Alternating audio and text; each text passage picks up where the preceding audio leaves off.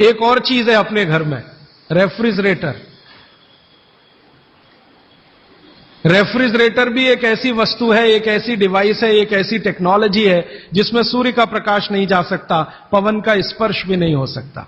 और एक तीसरी चीज है अपने घर में, माइक्रोवेव ओवन। इसमें भी सूर्य का प्रकाश नहीं जा सकता, पवन का स्पर्श नहीं हो सकता। मतलब सीधा सा यह है कि आधुनिक तकनीकी से बनी हुई चीजें जो हमारे घरों में आई हैं पिछले 15-20 वर्षों में, भागवत जी के अनुसार इनमें रखा हुआ पकाया हुआ भोजन विष है, तो ना करें। नहीं तो क्या होगा? आप कहेंगे जी हम तो करेंगे, हम तो छोड़ नहीं सकते प्रेशर कुकर को, हम तो छोड़ नहीं सकते रेफ्रिजरेटर को, हम तो छोड़ नहीं सकते माइक्रोवेव ओवन को, क्योंकि इसमें भोजन से समय बचता है। मेरा बहुत सारी माताओं और बहनों से तर्क हुआ है, वो ये कहते हैं कुकर में खाना बनाने से समय बचता है। तो मैं उनसे पूछता हूं ठीक है समय बचता है, तो बचे हुए समय का क्या करती हैं?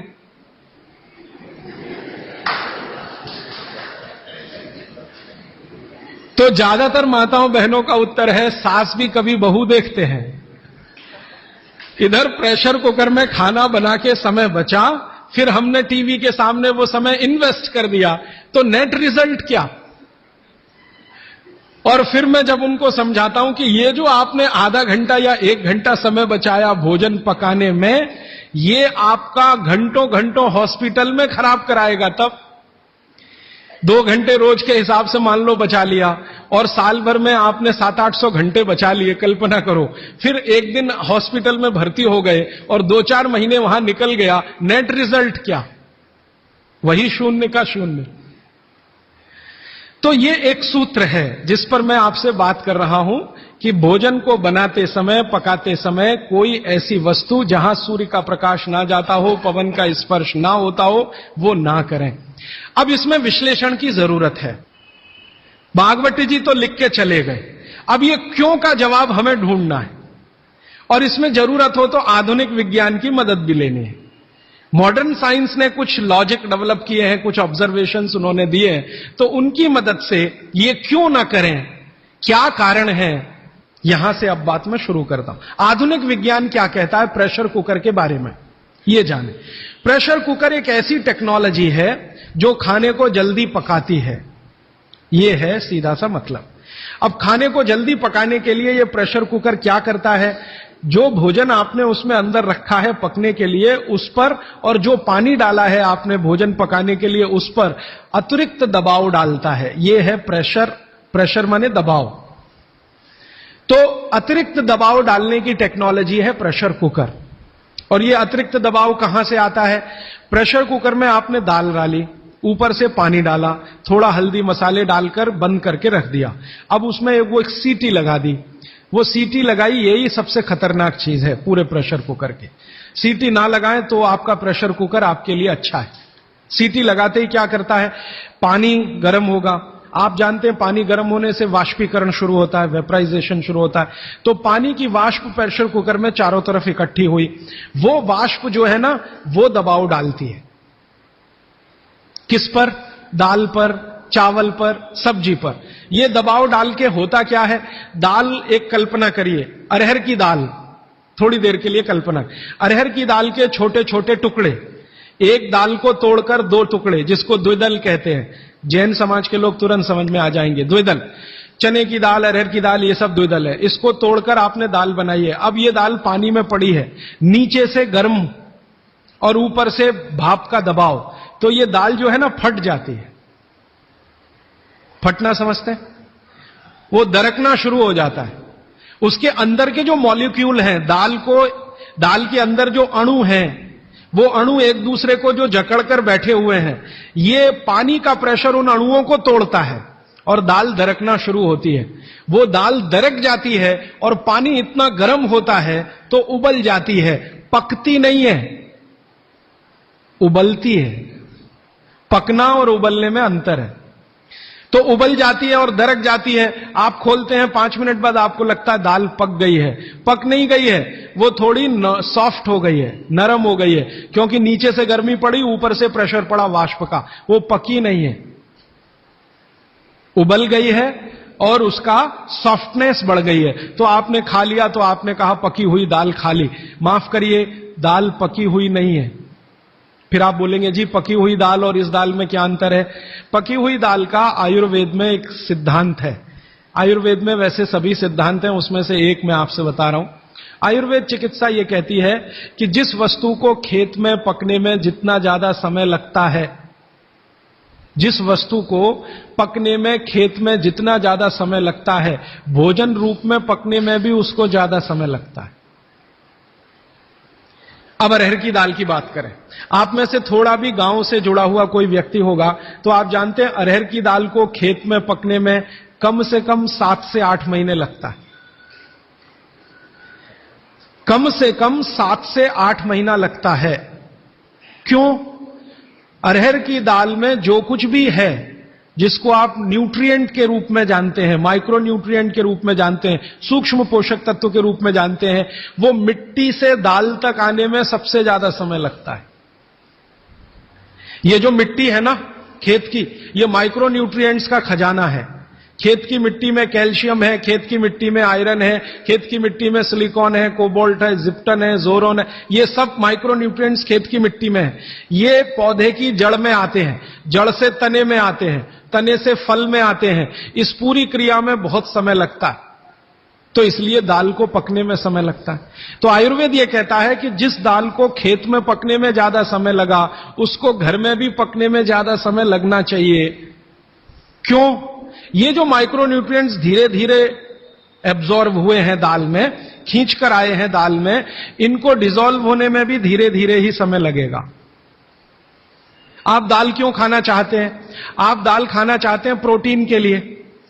प्रोटीन कहां से आएगा? ये जो माइक्रो न्यूट्रिएंट्स का कलेक्शन दाल में इकट्ठा है, इनके टूट जाने पर, बिखर जाने पर, तो वो बिखरने और टूटने में उसको देरी लगने वाली है, क्योंकि आने में देरी लगी है। यह प्रकृति का सिद्धांत है, आयुर्वेद का नहीं कहना चाहिए, प्रकृति का सिद्धांत है। बच्चे को पेट के अंदर गर्भाशय में विकसित होने में समय लगता है। दुनिया में हर चीज को विकसित होने में समय लगता है, जल्दी कुछ नहीं होता। इसलिए दाल भी जल्दी नहीं पकती, बच्चा भी जल्दी नहीं होता। सभी चीजों में यह है, प्रकृति का नियम है। और प्रकृति का दूसरा नियम है कि जिन चीजों को पकने में, बड़ा होने में ज्यादा समय लगा है, उनको डिसॉल्व होने में भी ज्यादा समय लगेगा। और दाल जब डिसॉल्व होगी तब उसके प्रोटीन्स आपको मिलेंगे भोजन में। इसीलिए आप दाल खा रहे हैं, ताकि आपको प्रोटीन की कमी पूरी हो। कुछ विटामिन आपको चाहिए, कुछ प्रोटीन्स आपको चाहिए, कुछ और दूसरे अंश आपको चाहिए। तो आयुर्वेद का नियम बिल्कुल सीधा है कि दाल ज्यादा देर में पकी है तो घर में भी ज्यादा देर में पके। अब मेरे समझ में आया कि हमारे पुराने लोग जो बुजुर्ग थे वो कितने बड़े वैज्ञानिक थे। मैं एक बार जगन्नाथपुरी गया था, आप भी गए होंगे। तो वहां भगवान का प्रसाद बनाते हैं तो प्रेशर कुकर में नहीं बनाते, आप जानते हैं। हालांकि वो चाहे तो प्रेशर कुकर रख सकते हैं, क्योंकि जगन्नाथपुरी के मंदिर के पास करोड़ों रुपए की संपत्ति है। तो मैंने मंदिर के महंत को पूछा कि ये भगवान का प्रसाद, माने वहां दाल और चावल मिलता है प्रसाद के रूप में, वो मिट्टी की हांडी में क्यों बनाते हैं? आप में से जो भी गए हैं जगन्नाथपुरी, आप जानते हैं वो मिट्टी की हांडी में दाल मिलती है और मिट्टी की हांडी में चावल मिलता है, या खिचड़ी मिलती है, जो भी मिलता है प्रसाद के रूप में। तो मैंने महंत को पूछा कि आप ये मिट्टी की हांडी में ही क्यों बनाते हैं? तो उसने एक ही वाक्य कहा, मिट्टी पवित्र होती है। तो ठीक है, पवित्र होती है, ये हम सब जानते हैं। लेकिन वो जो नहीं कह पाया महंत, वो आपको मैं कहना चाहता हूं कि मिट्टी न सिर्फ पवित्र होती है, बल्कि मिट्टी सबसे ज्यादा वैज्ञानिक होती है। क्योंकि हमारा शरीर मिट्टी से बना है, मिट्टी में जो कुछ है वो शरीर में है, और शरीर में जो है वो मिट्टी में है। हम जब मरते हैं ना और शरीर को जला देते हैं तो 20 ग्राम मिट्टी में बदल जाता है पूरा शरीर। 70 किलो का शरीर, 80 किलो का शरीर मात्र 20 ग्राम मिट्टी में बदल जाता है, जिसको राख कहते हैं। और इस राख का मैंने विश्लेषण करवाया एक लेबोरेटरी में, तो उसमें कैल्शियम निकलता है, फास्फोरस निकलता है, आयरन निकलता है, जिंक निकलता है, सल्फर निकलता है, 18 माइक्रो न्यूट्रिएंट्स निकलते हैं मरे हुए आदमी की राख में। ये सब वही माइक्रो न्यूट्रिएंट्स हैं जो मिट्टी में है। इन्हीं 18 माइक्रो न्यूट्रिएंट से मिट्टी बनी है, यही 18 माइक्रो न्यूट्रिएंट शरीर में है जो मिट्टी में बदल जाता है। तो महंत का कहना कि मिट्टी पवित्र है, वो बहुत वैज्ञानिक स्टेटमेंट है। बस इतना ही है कि वो उसको एक्सप्लेन नहीं कर सकता। एक्सप्लेन क्यों नहीं कर सकता?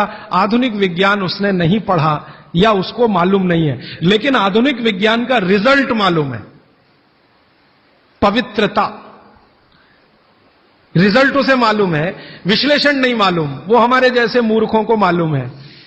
मैं अपने को उस महंत की तुलना में मूर्ख मानता हूं। क्यों? क्योंकि मुझे यह विश्लेषण करने में 3 महीने लग गए, वो बात 3 मिनट में समझा दिया कि मिट्टी पवित्र है। तो ये मिट्टी की जो पवित्रता है, उसकी जो माइक्रो न्यूट्रिएंट्स की कैपेसिटी या कैपेबिलिटी है, उसमें से आई है। तो मिट्टी में दाल आई है, दाल आपने पकाई है, तो महंत कहता है कि मिट्टी पवित्र है, इसलिए हम मिट्टी के बर्तन में ही दाल पकाते हैं। भगवान को पवित्र चीज ही देते हैं, अपवित्र चीज भगवान को नहीं दे सकते।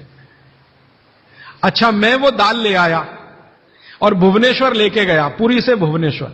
भुवनेश्वर में CSIR का एक लेबोरेटरी है, council of science and industrial research का लेबोरेटरी है, जिसको रीजनल रिसर्च लेबोरेटरी कहते हैं।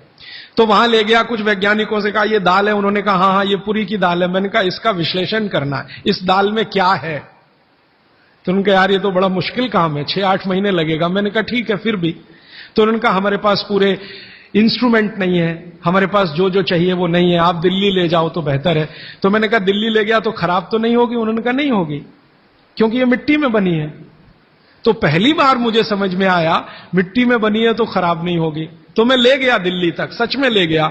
और भुवनेश्वर से दिल्ली पहुंचने में आप जानते हैं करीब करीब 36 घंटे से ज्यादा लगता है। दिल्ली में दिया, कुछ वैज्ञानिकों ने उस पर काम किया और उनका जो रिजल्ट है, जो रिसर्च है, जो रिपोर्ट है, वो ये है कि इस दाल में एक भी माइक्रो न्यूट्रिएंट कम नहीं हुआ पकाने के बाद भी। इस दाल में एक भी माइक्रो न्यूट्रिएंट कम नहीं हुआ पकाने के बाद भी। फिर मैंने उन्हीं वैज्ञानिकों को कहा कि भैया प्रेशर कुकर की दाल का भी जरा देख लो। तो उन्होंने कहा ठीक है, वो भी देख लेते हैं। तो प्रेशर कुकर की दाल को जब उन्होंने रिसर्च करके देखा तो उन्होंने कहा इसमें माइक्रो न्यूट्रिएंट्स बहुत ही कम हैं। मैं पूछा परसेंटेज वाइज बता दो। तो उन्होंने कहा अगर अरहर की दाल को मिट्टी की हांडी में पकाओ और 100% माइक्रो न्यूट्रिएंट्स हैं, तो कुकर में पकाने में 13% ही बचते हैं, 87% नष्ट हो गए।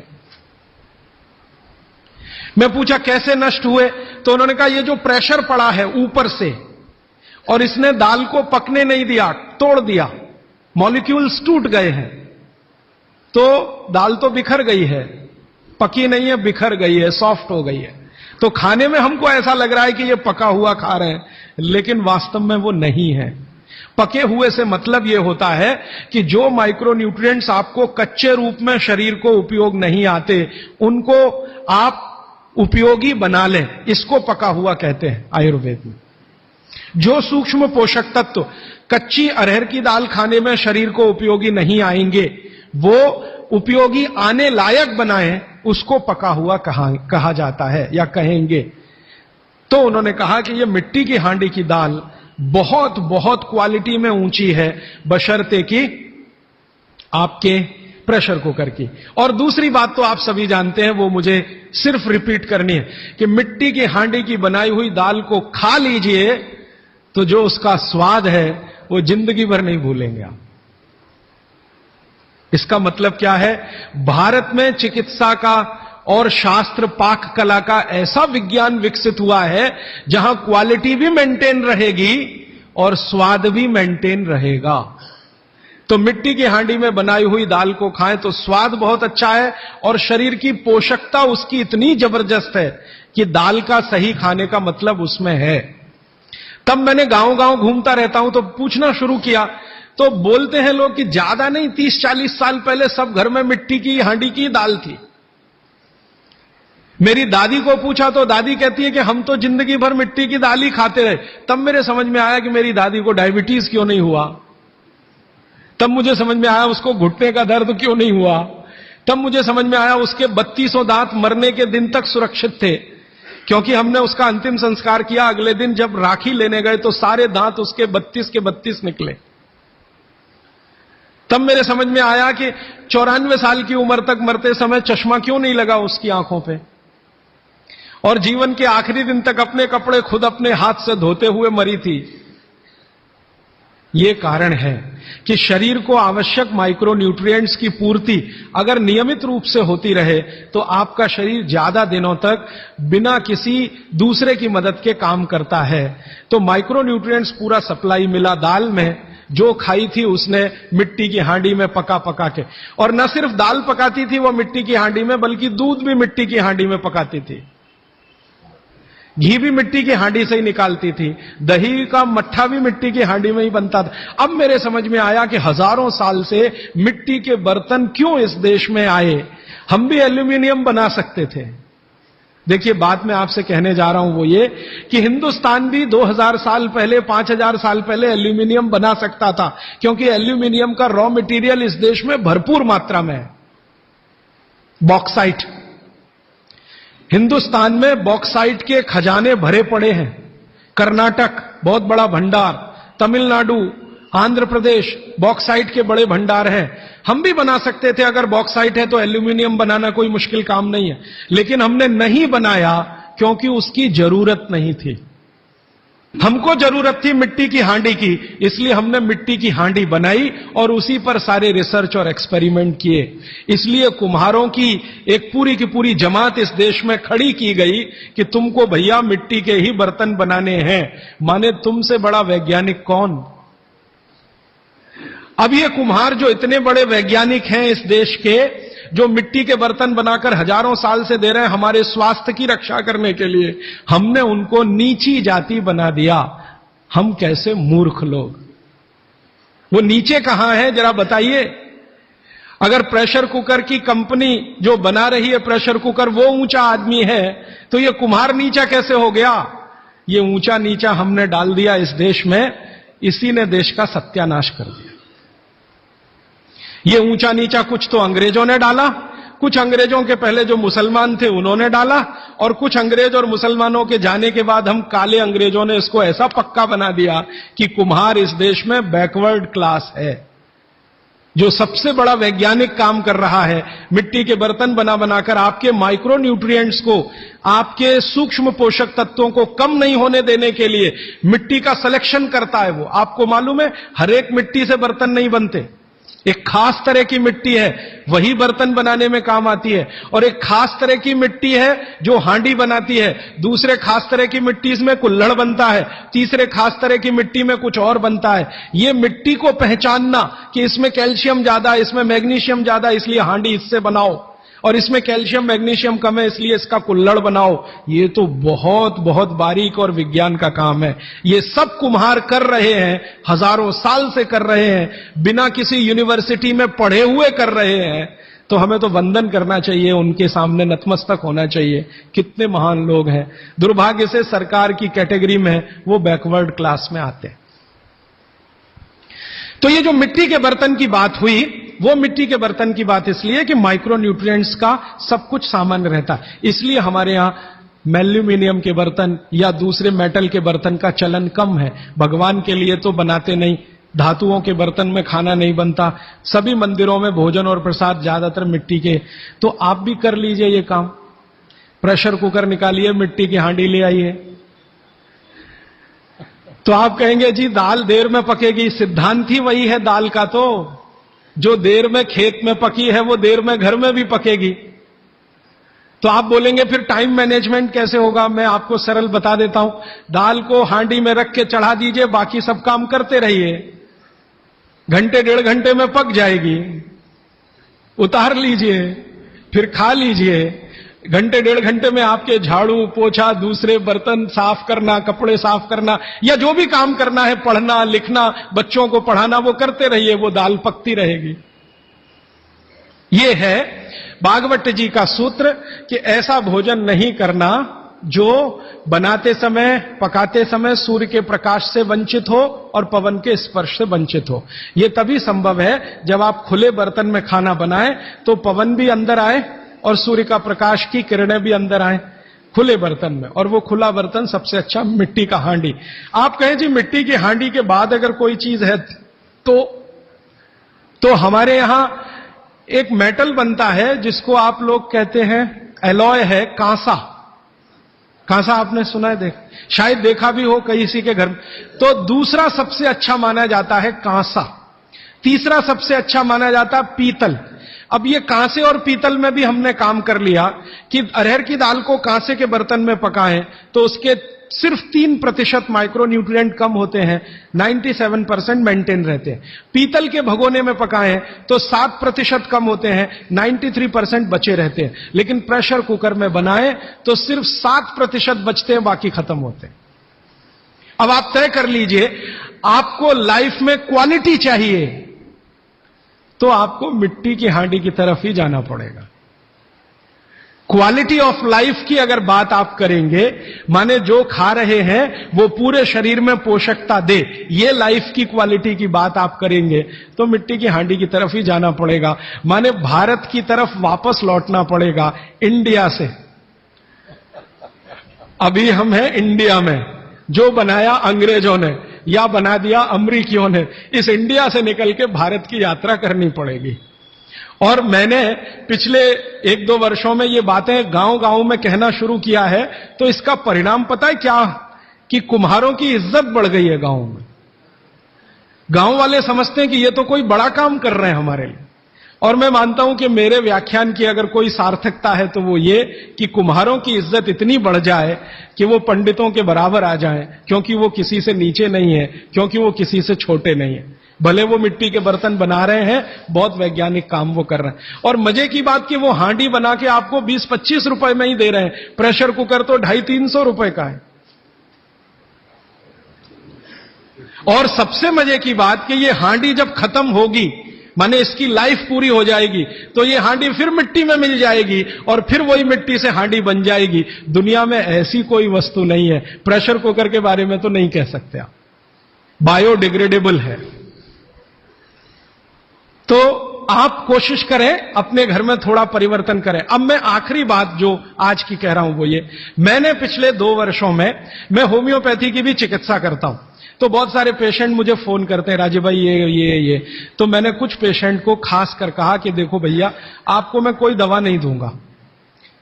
तो कहने लगे फिर बीमारी कैसे ठीक होगी? मैंने कहा एक ही काम करो, मिट्टी की दाल खाना शुरू करो, मिट्टी की हांडी में रखी हुई दाल खाना शुरू करो। चावल खाना है तो मिट्टी की हांडी का। कहने लगे राजीव भाई कौन करेगा ये सब? मैंने कहा आपकी बीवी करेगी या आप करोगे? अगर जिंदगी चाहिए तो झक मार के आप करोगे, नहीं तो अमेरिका जाओ, कनाडा जाओ, जर्मनी जाओ, लाखों रुपए खर्च करो, फिर भी झक मार के वापस आओ, डॉक्टर कहेगा इलाज नहीं। तो आप देख लो, तो जो गंभीर मरीज है वो आप जानते हैं वो कुछ भी करेंगे जो आप कहें। तो मेरे पास कुछ डायबिटीज के क्रोनिक पेशेंट हैं, बहुत क्रोनिक, जिनका यूनिट, शुगर यूनिट 480 के ऊपर है। ऐसे 100 से ज्यादा पेशेंट, कुछ गुजरात में है, कुछ राजस्थान में और कुछ बंबई में। मैंने उनको कहा ध्यान से मिट्टी का बर्तन ले आओ और शुरू करो। अब बर्तन लाने में तकलीफ हुई तो कुम्हार को ढूंढना पड़ा, तो लेकिन मिल गया।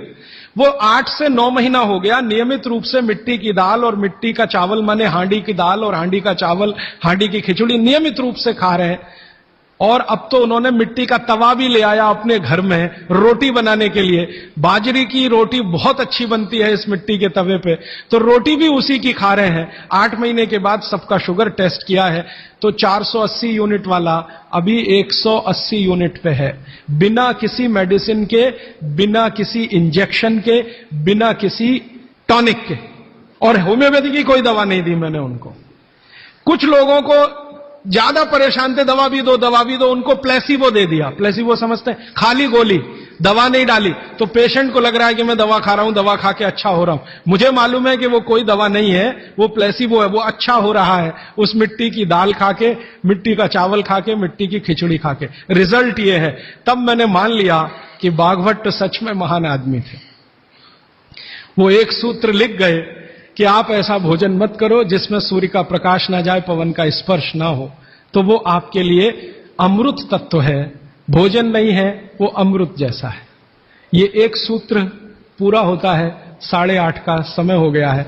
आगे कल दूसरा सूत्र, तीसरा, ऐसे कर करके जो सबसे जरूरी 15 है वो पहले बताऊंगा और उसके आगे बढ़ता जाए। आभार, धन्यवाद।